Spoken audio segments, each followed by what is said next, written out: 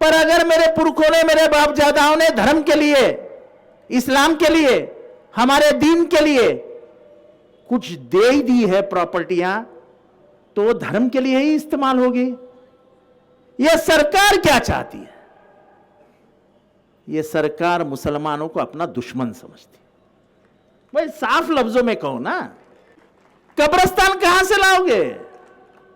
अगर वक्फ की जमीनें नहीं रही तो कब्रिस्तान कहां से लाओगे? कब्रिस्तान लाने के लिए आपको कलेक्टर के सामने घुटने टेकने पड़ेंगे और भाई कब्रिस्तान दे दो, कब्रिस्तान दे दो। अरे ये गवर्नमेंट गरीबों को, दलितों को, मुसलमानों को खाने नहीं दे रही, कब्रिस्तान की जमीन देगी?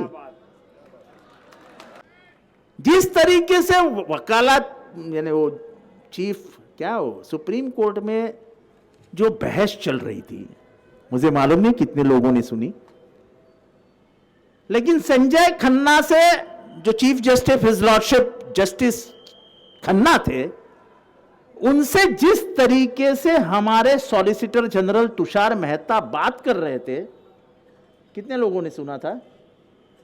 वो धमका रहे थे कि आप क्यों उसमें दखलंदाजी कर रहे हो।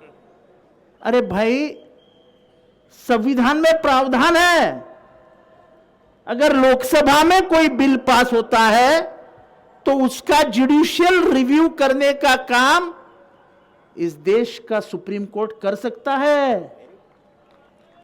और संजीव खन्ना ने जो कहा वो आप भी याद रखिए। यह जमीन जो है जिस पे आप बैठे हो, यह जमीन वक्फ की जमीन है कि नहीं है? जरा हाथ उठाओ और जरा जोश दिखाओ ना।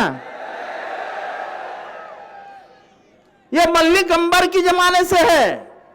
अभी यहां के कलेक्टर पूछेंगे कागजात लाओ, तो मल्लिक अंबर जी को लेके आऊं क्या नीचे अभी? और यही संजय खन्ना ने पूछा कि भाई 1500 साल, 1400 में, 1300 में, 1200 में, 1600 में, 1700 में जो मस्जिदें बनी, जो कब्रिस्ताने बने, जो मज़ार बने, जो दरगाह बने, जो वक्फ की प्रॉपर्टियां उस जमाने में बनी, उसका लीज एग्रीमेंट क्या शाहजहां से लेके आए? ये कौन से मुल्क की बात कर रहे हैं आप? इस देश के दस्तूर में स्पष्ट कर दिया है कि हमको हमारे धर्म का अधिकार है।